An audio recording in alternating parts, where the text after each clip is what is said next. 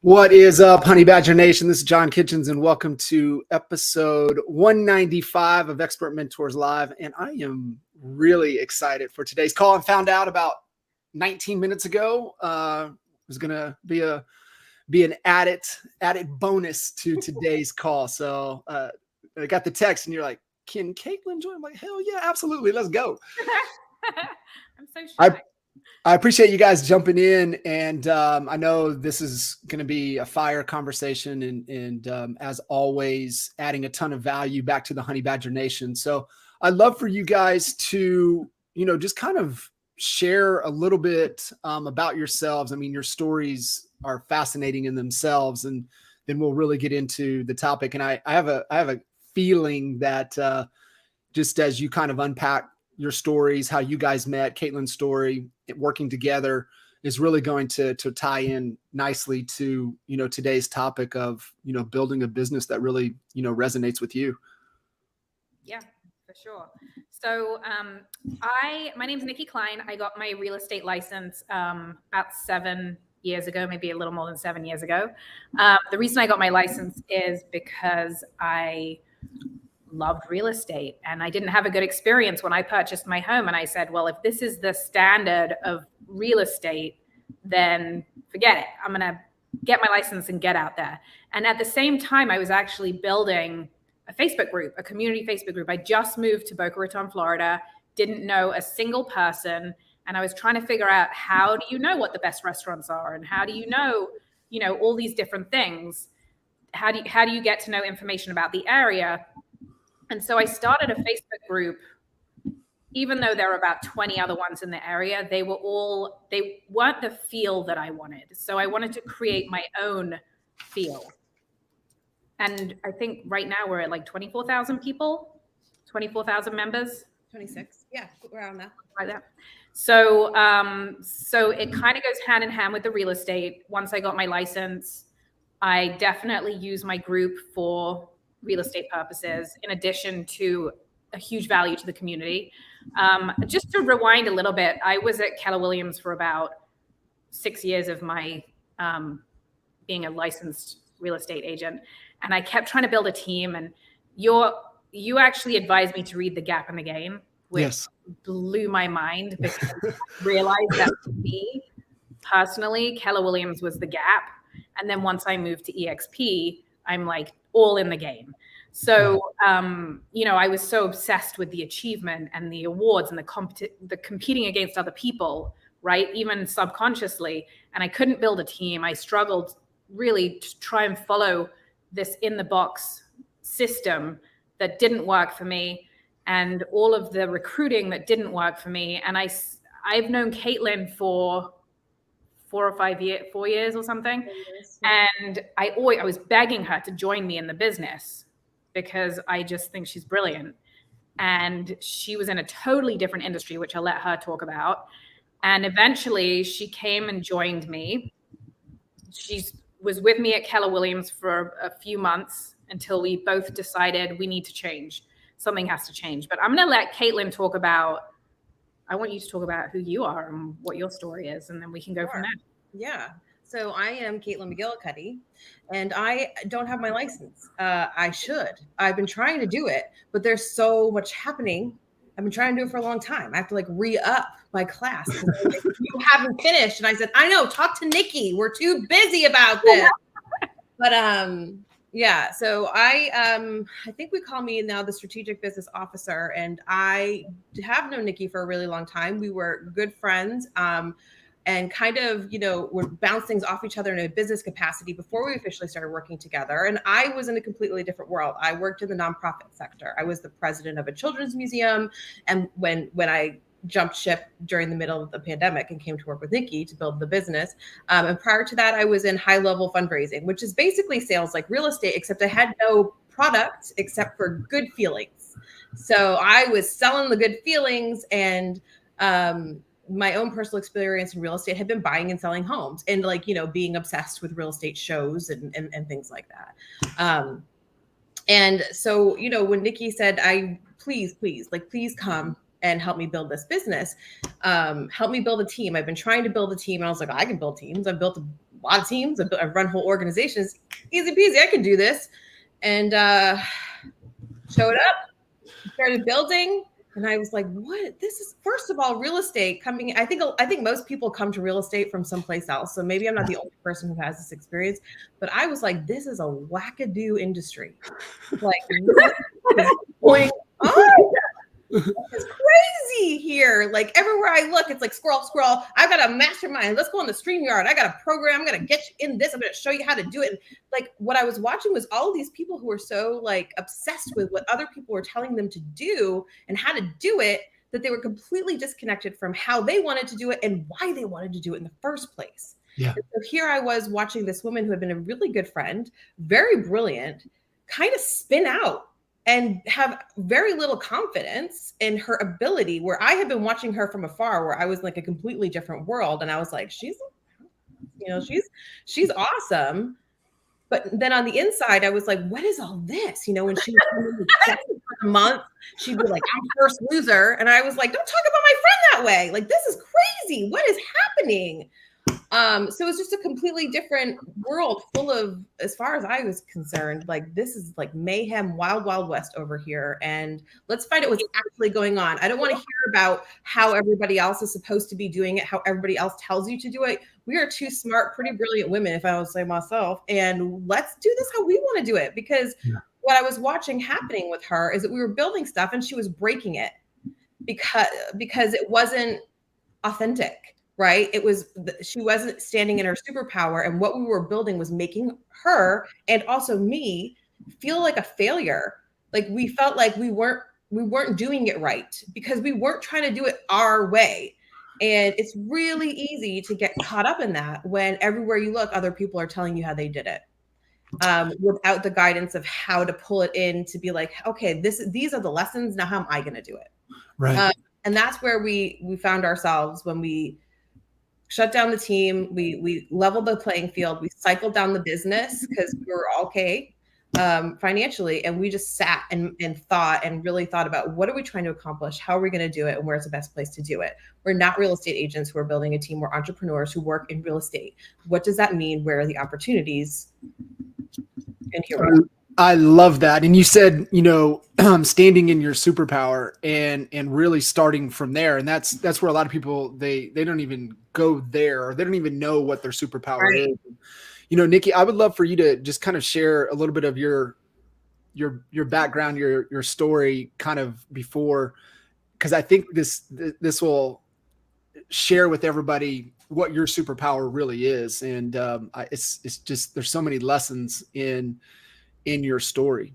Well, it's funny because what other people see as my superpower is just like, wait, everyone doesn't do this, right? It's like, It's interesting. I think we all do that. And then it's just over time after telling my stories, people are like, you did what? So just, I've been really, when I decide that I want to do something, I don't allow there to be any barriers. I know there's a way around it, behind it. There's a way to get through it. The obstacles they got to go. So I'm assuming you're talking about like before I went to college, Yes. Back in the day before there was Google. I'm 23. So before there was Google, I really wanted to be in TV. Like TV was like my passion, my heart. I wanted to be on TV. That was where I thought that was my direction. So when I was about 18 years old, I wrote letters to many different TV stations. And then eventually I decided that I wanted to work at MTV in London. I said, you know what? That's going to be where I go. I'm going to work at MTV. So one day I just printed my resume. I found out who the CEO was. I went to the building in central London and I hit the 19th floor, and I went to the front desk and I asked the girl if I could go and meet with him. And she said, sure, his office is down the corridor to the left. And I stood there like, wait, what? So I just walked. I walked to his office, and I opened the door and I sat down in this big office, and he was behind a desk writing, and he looked up and he's like, who are you? And I was like, well, I want a job. I was like, year-old. And basically what happened was the woman at the front desk thought I was his next appointment. She didn't ask me who I was. She just assumed I was his next appointment. I ended up getting a job there. And I was working there for a little bit, and he put me behind the scenes in the production events department, but I really wanted to be at the studio. So I asked the woman at the studio, who was my boss, if I could transfer over with because I had a little ID tag, and there was a bus that went from the production to the studio. And I asked her if I could transfer my position to the studio, and she said, no, absolutely not. And I said, okay. So I went on the bus with my ID, and nobody asked me who I was. And I went to the studio, and I told them that I was sent there to work in the studio. And I ended up being in the studio for a few months, and then the main VJ would bring me on, and I ended up being on MTV in London. And then eventually I went to college in the US, and I got an internship very similarly at MTV in Times Square, which was kind of a big deal. Watching Mariah Carey and Carson Daly walk past me, it's pretty cool. But my point is that I truly believe that when you want something and you are exceptionally passionate about it, you just make it happen. Like nobody's going to stop you. If there's something that you want, just go for it.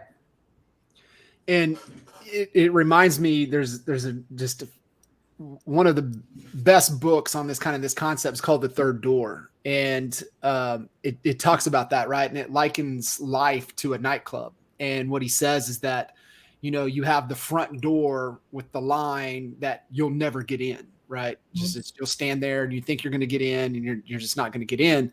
And then the second door is around the corner, which is the VIP entrance. You can either pay your way in or have, be a celebrity. They want you in there, so you can come in through that door. And then he said, there's the third door. There's always a way in, and you have to maybe go through a window. You go through the back door. You go in the elevator. You got to climb down the chimney. There's a way in. There's always a way in, and it's that the sheep mentality. And it's just like you, right? It's like I've always been that way myself, and he's just like, why doesn't everybody think like this, right? Yeah. Why is everybody exiting here when you can go 1 mile down the road and exit and come in the back way when there's no cars? Like, right. It's just like things like that. So really standing in that superpower. And so, kind of with your story, you saw something that was broken, and you just have an eye to see that. And you're like, well, if this is the process, I know I can crush it. Yet getting into a model that was kind of forcing you of how to do certain things, was it really connecting with Caitlin that kind of allowed you to say, hey, to somebody challenging you, hey, this is wrong. There is a better way. So that's an excellent question. And I have to tell you that for like 3 or 4 years, I was doing the same production, like 30 to 40 million as an individual agent. And it's really exhausting. And I was doing it for the longest time. And I said, there has to be another way. Why? I honestly felt like such a failure. Every time I would see people on the panel, and I was like, why can't I do this? Like, I don't understand. And it's exactly what Caitlin says. It just didn't resonate with me. And Caitlin woke me up to that, like she was like, listen, we have to start over because something is not right. The way the model is, I can understand why it works for a lot of people, but we are not the type of people you can put in a box. Our model is very different. Even the way that I have grown my Facebook group, right? Like, it's different than your standard way of doing things. So we needed to make a change for us in order to grow. And right. Caitlin, I really, I think that she can speak for herself, but I believe that when she saw the difference between what the Keller Williams model is and then all of the million different models at EXP and different ways of doing business. And there are people who aren't even selling real estate who have hugely successful businesses. And there's no limit. There's no box. There's no right way or wrong way. Even the way that I hired Caitlin, right? Like I didn't put her through the system. Yeah. No. And people that we have put through the system, whatever the system is, I mean, we haven't had great success with that. No, we've put people through the system and then we're like, well, this should work, but they're not working. Why? Because a lot of these, like, trainings, the systems, onboarding systems, assessments, they tell you certain things, but there is the instinct and there is the knowing yourself and there is the knowing where you're going, right? Like, are we hiring this person to hold us here? Are we hiring them to bring us forward? If you're not in touch with your business and who you are and what you want and how you want to run it, it doesn't matter how many things are out there telling you exactly what to do. Like, they're not the ones that are there doing it. What was the distinction, Nikki, for you to stop following this and just go with what you feel? What was it? Yeah, I was completely burnt out. I was to the point where I said, Caitlin, I don't want to sell real estate anymore. I don't want to build a team. We're just going to move. Honestly, this is what happened. I said, we're going to move to EXP and we're just going to refer every piece of business that we get. Mm-hmm. And we're going to do the things that we want to do. We're going to talk about our gut feelings. We're going to talk about helping people grow as individuals. We both live a conscious lifestyle. So we have a self-awareness that we're able to look at things in a very different perspective. And we have a very open mind. So I was like, we're going to focus on that. We're going to have a podcast. We're going to do all these things. And then the minute we moved to EXP, all of these agents were like, we've been waiting for somebody in your area that we resonate with to move to EXP so that we could join your team, right? Or we could, Caitlin and I said, you know what? We're going to build a team, but we're not going to do it the way that we've been taught to do it. We're going to build a team using our instincts. And if it doesn't feel right, like we have a saying, light and right, right? So if it's light, if it feels right, it's light to us. If it doesn't feel good, we get like a heavy feeling, right? We're very intuitive with our feelings. And so we've been doing that in our business. And if somebody doesn't feel right, if there's one red flag, it's not going to work for us. Yeah. I mean, we have to go with those feelings in order to be successful, in order to grow. Right. Because it's the culture of our business. And we've even told the agents that join our team, there are certain things that we're not going to do. Like me personally as the rainmaker, I'm not the best person to sit one-on-one and coach with you. That's not going to happen. But if you're in a situation with a client, call me right now and I will tell you how to handle it, right? But if you want accountability from me, I'm not the right team for you. Yeah. So we've set all of these different standards and expectations that aren't your standard team way of doing it. And Caitlin's really good at articulating it better than I am. So no, that was excellent. And you guys both have unique experiences that you're able to pull from, that you're able to pour into different perspectives. And going back to how you've built your business and really leaning into it. And then Caitlin's background, it even makes more sense to what she brings to the table for where you guys are going. And so you look at building that community. What would you say to somebody that's maybe listening in here that's like, okay, that's great. You've built that. There's so many other groups out there. Can I still start a group? Does it make sense to do my own group?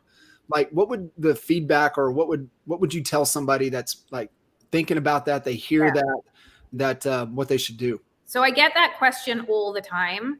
And my answer is always the same, that it's like, how many realtors are in your town, right? Mm-hmm. And you're still a real estate agent. So it's the same with Facebook groups. Be authentic, create a group that resonates with you. If you're going to do something to copy someone else, like I tried to copy different teams, structures, which didn't work for me. But the minute I released that and I was authentically me and I created my own way of doing things, the pieces kind of fell into place. It's the same thing with a Facebook group. If you're doing something that truly resonates, that you're passionate about, it's going to succeed. Right. If you're doing it because you just want to do it to make money, it's going to fail. Right. And the Facebook group is just like the vehicle that we're using, right? And even Facebook groups, you know, are demographically, they're shifting, right? Where do you need to be connecting with the people who are also passionate about what you're passionate about? Because in sales, as everybody knows, like they're not coming they're looking at what you can do, but they're looking for you. They want to find somebody who relates to them, who they trust, who they connect with, right? And so the more you can authentically be yourself in whatever like place that is it Instagram, is it TikTok, wherever it is, that's what's going to resonate with people. So it doesn't have to be a Facebook group. It has to be you talking about things that you care about, that when you speak about it, you don't seem like you're trying to pitch someone. You're actually just being yourself, and people like it. And so they're going to go to you. So if you love bikes, not me, but if you love bikes and biking, you know, are you going to create a biking group? And how can you make that cool? Like brainstorm with people who are loving bike stuff. Like that's maybe not a great example, but it's not about the Facebook group. For Nikki, she felt really passionate about creating a community where people could connect and find resources because she was moving. She didn't know anyone. And she is motivated and driven by making community, like connecting people and helping people. And that's just the area, the place where she started it. But with what we're doing now in our business and bringing it kind of into the real world, it's not about the group, it's about the community. Right. And that's what inspires us. That's what we want to do. But for someone else, what's you? Also not to make it a numbers game, right? Like we have 24,000 people, which is awesome. But if you're truly coming from contribution and you want to create a group on dog lovers, right, in our area, let's meet up, let's go for, you know, yappy hour. Then even if you get 3 people, you're impacting those 3 lives. It's not about like the numbers and how many people. It's about who. In everything, what I've found is it's the who, right? It's not the how, it's the who. So if you can, like that, those 3 people might know 10 millionaires that want to sell their homes. So as long as you're focused on doing the right thing, being authentic and like really coming from contribution, I truly believe that it's the law of attraction, right? Give and receive, but really giving, not like I'm going to give so I can get. No, It's like truly coming from your soul and like believing that you're actually helping other people. It comes back tenfold. It just does. Do you see, so with the group, you know, obviously, you know, building a business around it, like how have you, without trying to take, but there's still, you know, a monetization, there is business, you know, profit, you know, building it to pursue your freedom. Like how have you guys been able to, out of those groups, you know, be able to monetize and, you know, build those relationships and acquire business? So the interesting part is that we have not yet monetized the group from anything other than real estate. So the Facebook group that we have created, we don't allow other realtors in our group. It's kind of like a private database, right? It's a private database where we don't allow any sales. It's a value add for our clients. So we do put real estate in there once in a while for our clients, but that's a value add that we have for our sellers and our buyers. We don't allow any other types of sales yet. However, we now are opening an office. We are opening 2 offices. One of them is an EXP hub, and the other one is actually a centralized home for our Facebook group where we're going to be having a lot of events, and we have some things in the pipeline where we're going to be monetizing it. So the time has come, but I couldn't have done that anywhere else. I truly don't believe that. And I think also the other point in terms of everything we're talking about is there have been lots of people approaching us with their ideas about how to monetize this group for a long time. And none of them have ever felt right. They have always felt too forced and like they were going to sacrifice the integrity of the group for the sake of monetization. And then the group would die, right? Like it's always been sitting there almost like a nest egg of like, we know when the time comes and it's the right time in the right way, this is going to be huge, but not until we're ready and not until we know we're in it to do it and follow through. And then it's the right way, because there's so many, even like any like little hints of, you know, collecting or we were starting to send out newsletters and stuff, you know, in the comments, you always get the commenters, right? And they're like, oh, I hope you're not going to turn this into this, that, or the other thing. Well, they're always going to be there. But as long as we know that we're doing it because of how we want to do it, we'll be cool.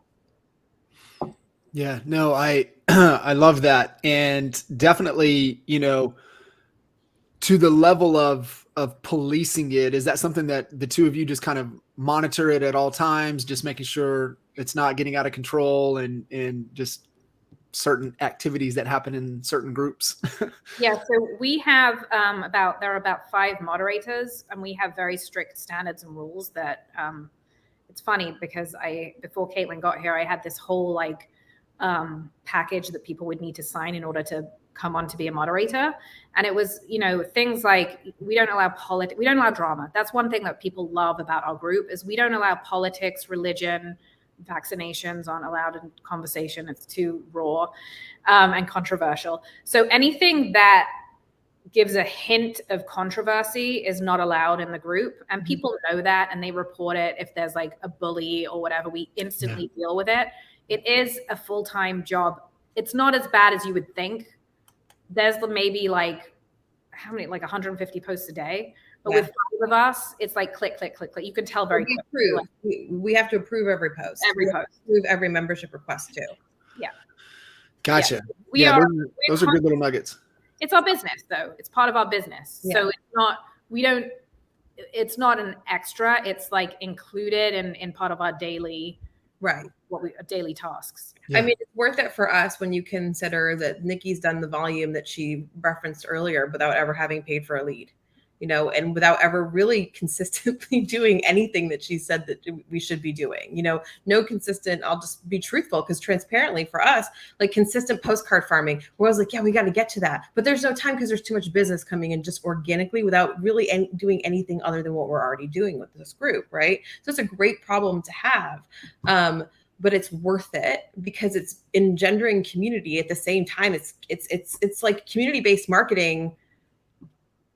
Like people feel truly like they're part of a huge family.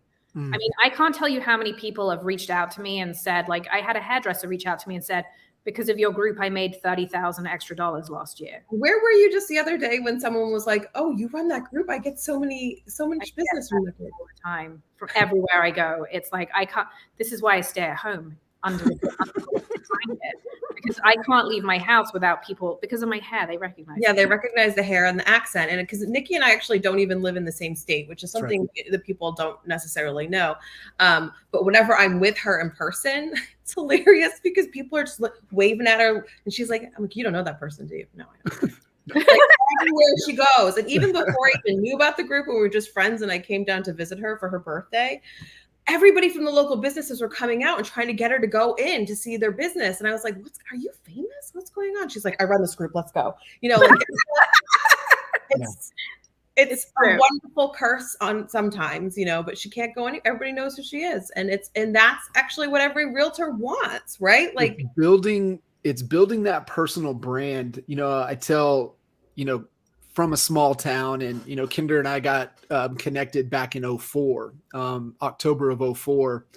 And he had done such an incredible job of branding himself. And so old school billboards, obviously a lot of business, so signs everywhere, wrapped Hummer, and he was on radio.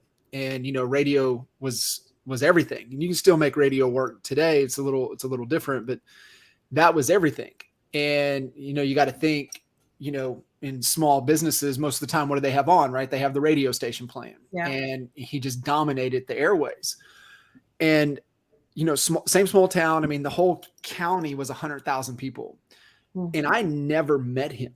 Like, I was working at I was running one of the hottest spots in town, had been, you know, running with a lot of, you know, entrepreneurs that just do a bunch of crazy shit.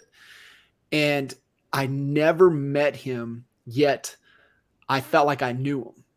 And it was like we were buddies, and we had never met. And it's just crazy when you build that brand, what that does. And so, you know, find that what resonates for you. And you guys, you nailed it. You did. You just finally got to the breaking point, and you're just like, screw it, right? We'll just go over here. But then when did you realize that is like, like this weight is off, right? It's light, it's right. And Okay, you started having the attraction of yeah. people come to you. Well, I can tell you that I had like the first month or two, I really was like in a depression and having buyer's remorse when we moved. And do you know why? Because I was addicted to achievement and you guys don't give any awards. And I'm like, who's gonna know? How can I post that I'm number one if nobody like is keeping track of this? Like, I don't know where I stand. I don't like, you know what I'm saying? So I was depressed about it because I was like leaning off my addiction. And then I realized, wait a second, this is like freedom. Like I'm not competing with anyone. I can just do my own thing, mind my own business, create my own business, build my own business. And nobody's looking over my shoulder, looking at my numbers, telling me like, oh, you better, you know, if you want to be number one, you know, it doesn't matter. I can just, and when you have that level of freedom, so what happens is like you have your blinders on when you're competing against other people. Yeah. And when you let that go, you see what's possible outside of that reality. Yeah. Right? You can see what's possible. You're like, oh my God, I missed that opportunity, or I missed that, or I didn't even see that. And so it was almost like my blinders were removed shortly after I had come in and transitioned.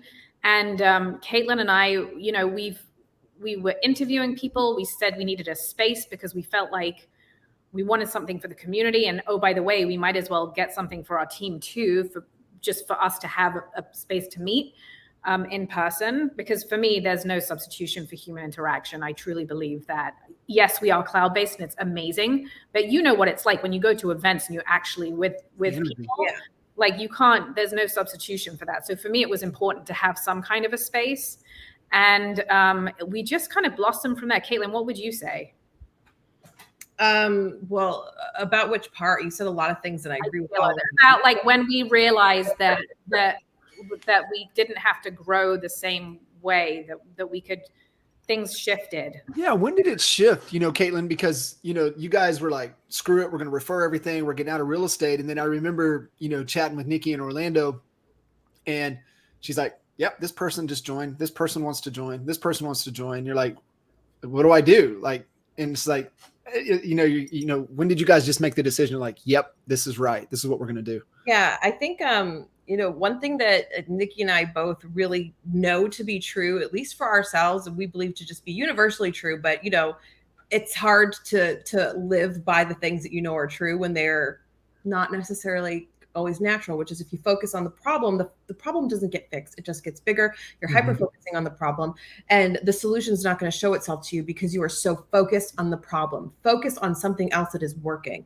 Shift your attention to something that feels light and right. Shift your attention to something that feels good, that is working, that is exciting and interesting to you, and milk that. And then what's going to happen is you're going to either look over here and realize that problem was never a problem in the first place. It was your perspective. Or the solution is obvious, or, oh, this isn't even a problem anymore. Cool, right? Moving to EXP did that because there was so much focus on how this model doesn't work for us. This isn't working. This isn't working. When you're thinking every day about what isn't working, then all you're finding are all the things that aren't working. And even when we made the move, then there was like no rules. Shoot, there are no rules. This isn't working. We don't know what the rules are. Oh my God, we are addicted to the rules. We're addicted to the achievement, right? We have to wean ourselves. I would say what actually helped us is we decided to just stop worrying about what we were going to do and do what we want to do. So actually one of the things that turned it around is we decided to make a social media post. I don't know if you remember, but this was like a big breakthrough day for us, which was a hilarious post about how we were creating all of our own awards for everyone on the team. And mine was trying not to, making huge progress and not people pleasing award. I hope that's okay with you. And Nikki's was the highest achievement and not caring as much about achievement award. And we have a team member on our team who is much younger than us. And she let us know about how anytime we use punctuation in our text messages, it makes us seem aggro. So that was like, she got the punctuation award, right? Like, and that day I feel like it broke open because we got so much engagement and some people were reaching out and like, this is hilarious. We want to be part of this. And we were like, sweet, right. I got my two favorite awards here with me. So I got the Sweet Brown Award. What is for the person who ain't got time for that? And then I get the What's Happening Award. And those are fun, right? I mean, that's like, Exactly. I got all these belt buckles and trophies and stuff up there for all the races and everything. But I got 2 awards over here on all of my bookshelf. And it's the I Ain't Got Time for That award and What's Happening award. We started doing, like we say, we call follow the fun. We started following our fun.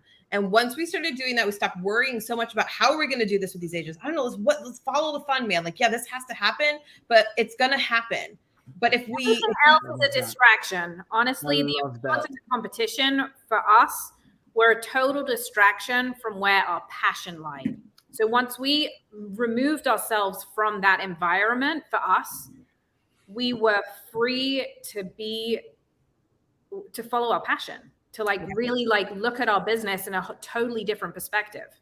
And to the lesson, my takeaway is that you guys tapped into who you are, to your core values, and you started letting your values lead the way.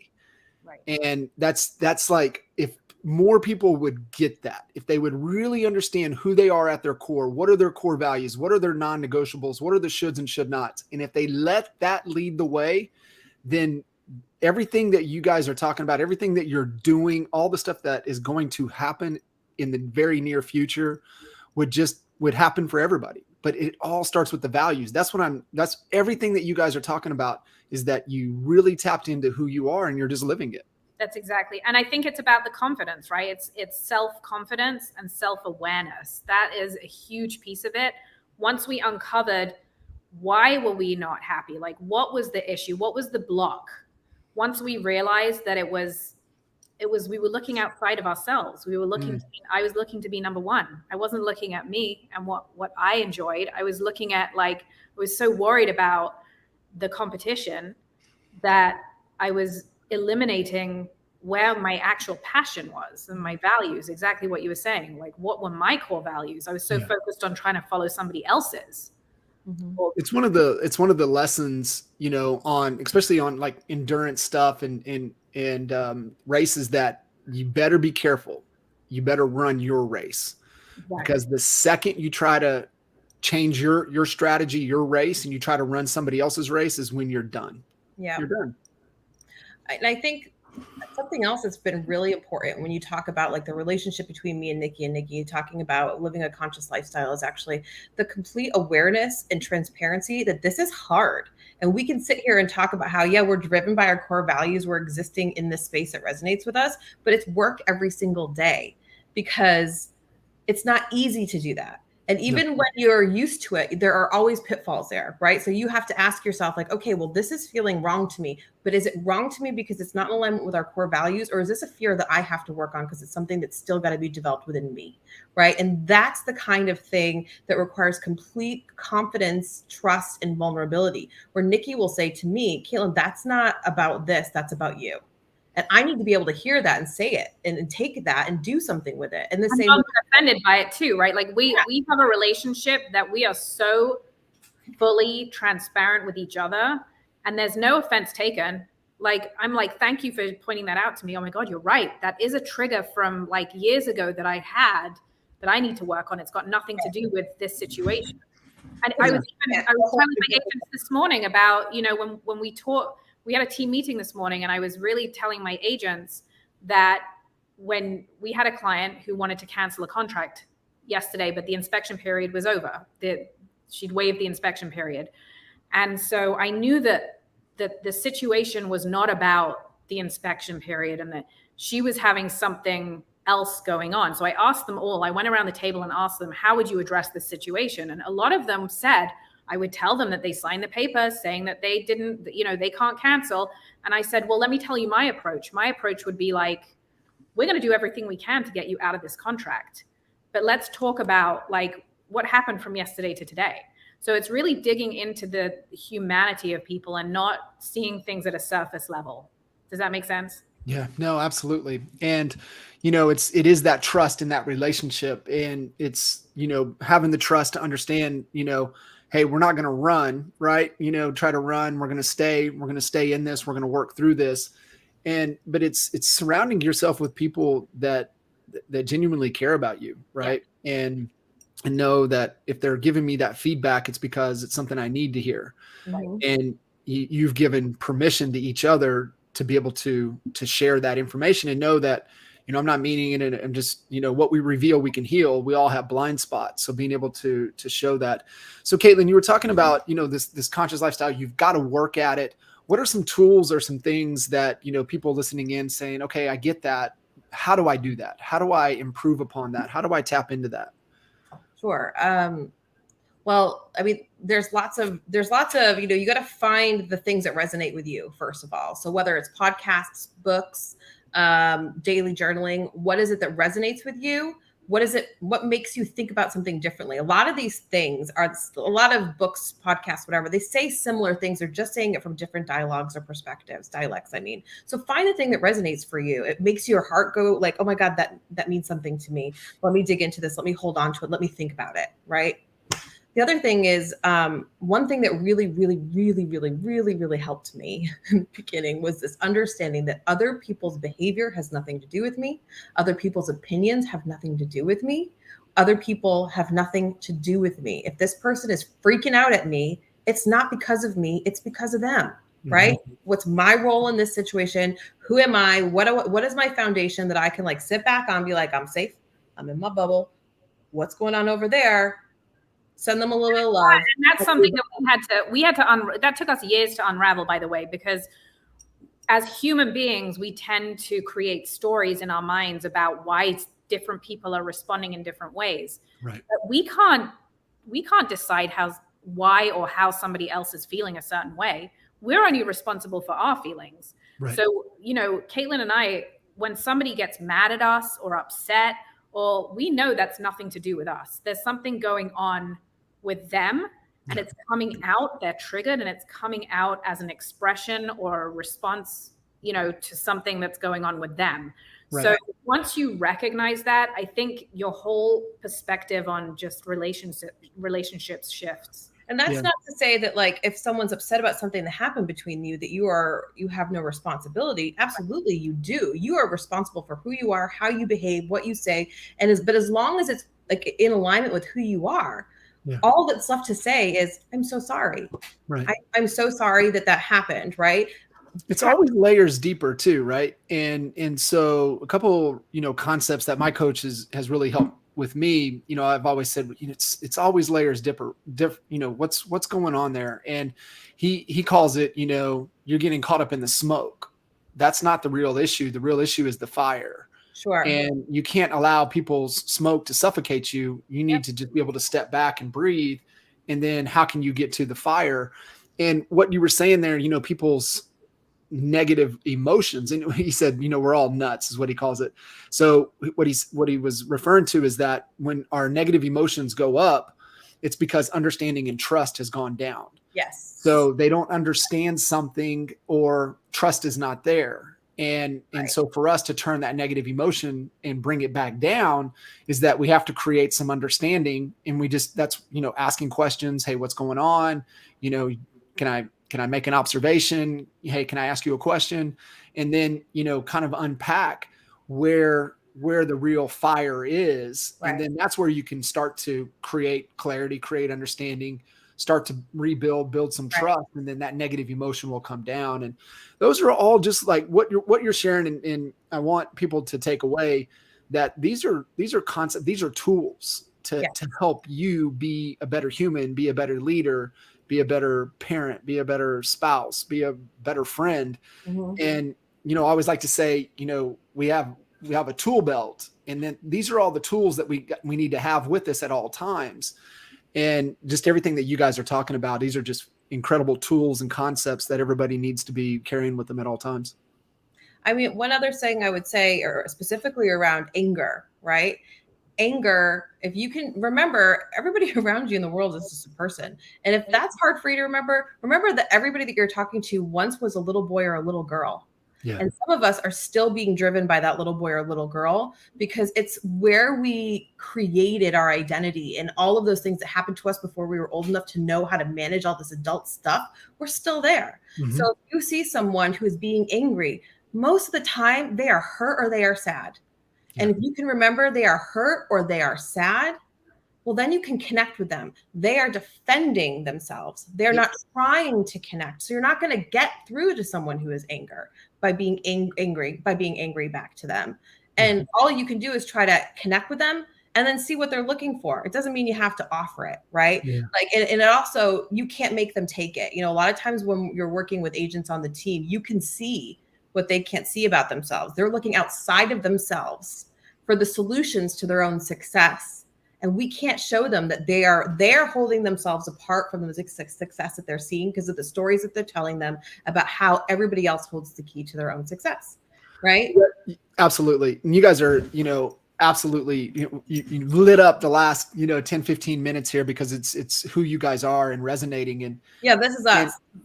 This is who you guys are. So being able to tap into that and kind of share how the vision, because you touched on a little bit with the space, the office space, being able to build that out.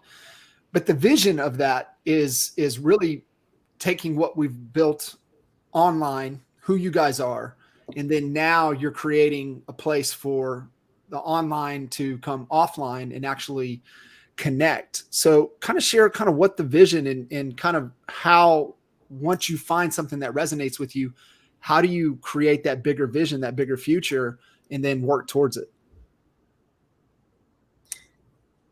Do you want me to do it? Sure, yeah, go. That's a big question. I like it. So Caitlin and I have been talking about this a lot. We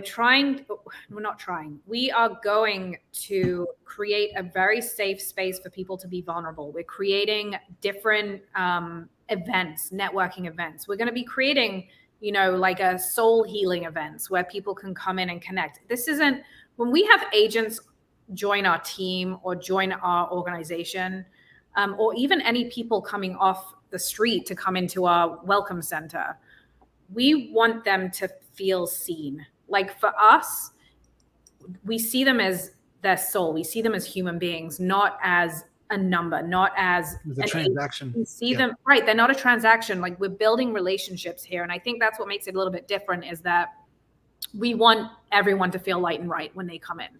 We want to know what lights you up because we're going to focus on that and we're going to help you grow your business that way, whatever lights you up. We want you to be able to succeed in a way that brings you fire. Mm-hmm. You're nailing it. And it's not when you've moved away from the transactional mindset. 100%.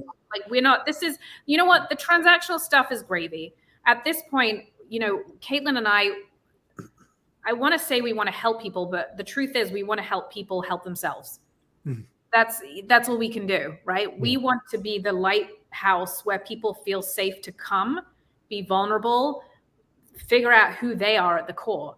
That's the goal, is like if everyone could have taken the path that Caitlin and I have taken to discover what our triggers are, where our pain was, what we've been going through, what the direction is in our life. And, it's been a really interesting, amazing journey. And we can share that with people. And that is like inspiring for somebody, or they can take nuggets from whatever we do and implement it into their lives.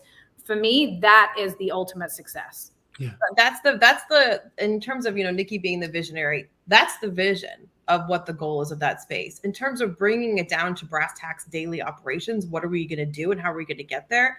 Well, people come to the group that we're in because they need something. They're looking for a referral or resource or connection. So we're going to be creating opportunities for them to find that in person, to build community, right? Villages are missing, and families, communities were kind of decimated in lots of really tragic ways because of the pandemic. And we're kind of all coming out of our little shells. And how is this going to be now? Most people are working remotely. They want to work remotely, but they need human connection. They need something. So yes, ultimately, we want to help people achieve some of what we've achieved. But first, maybe we're just going to help people who have relocated during the pandemic find some friends. Mm-hmm. Maybe we're going to help moms find babysitters and have fun events. Maybe we're going to help dads get back into the workforce because they're, they've been out and there's a need, whatever the need is, right?